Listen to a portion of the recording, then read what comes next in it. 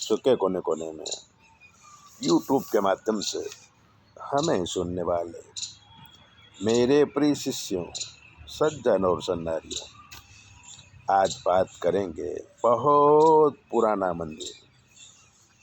अहमदाबाद शहर के बाहर एक गांव में तालाब के पास एक शिव मंदिर था जो बहुत पुराना था।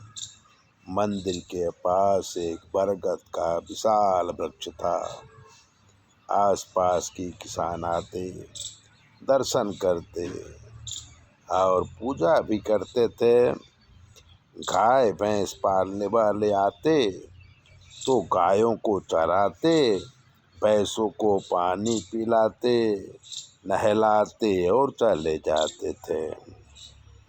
शहर का विकास हुआ। किसान अपनी खेती बाड़ी बिल्डरों को बेच दिया। बड़ी बड़ी सोसाइटी बन गई। मंदिर वैसा ही रहा। तो पास के एक रईस ने मंदिर को थोड़ा सुधारा, पर कोई पुजारी नहीं मिला। वर्षों के बाद इस मंदिर में एक पुजारी आया। पूरा जीवन पूजा किया। फिर उसका बेटा पूजा करने लगा। बेटा होशियार था, विद्वान भी था। लोगों से दक्षिणा लेके मंदिर के आसपास 108 बिलीपत्र के वृक्ष लगाए और तमाम औषधियों के वृक्ष लगाया। गौशाला बनाई और मंदिर आश्रम बन गया। अब सरकार को जमीन की आवश्यकता पड़ी तो उनकी नज़र इस मंदिर के जमीन पर पड़ी। क्योंकि मंदिर के कोई कागज नहीं थे, इसलिए मंदिर तोड़ दिया गया। पुजारी को भगा दिया गया। पुजारी को सदमा लगा और वो बिस्तर पर पकड़ लिया। आज बहुत सारे वृक्ष नष्ट हो रहे हैं। पुजारी मरण पथारी में है। जमीन वैसे ही पड़ी है तो सर्जन और विसर्जन संसार का नियम है। वो मंदिर हो या मस्जिद, एक दिन नष्ट हो ही जाता है। मानव भी नष्ट हो जाता है। मानव जीवन भी ऐसा ही है।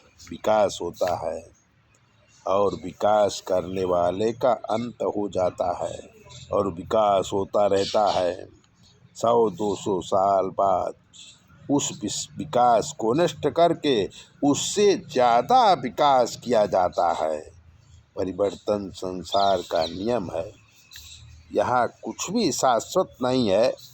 शाश्वत एक परमात्मा है, तो हमेशा शाश्वत ही रहता है।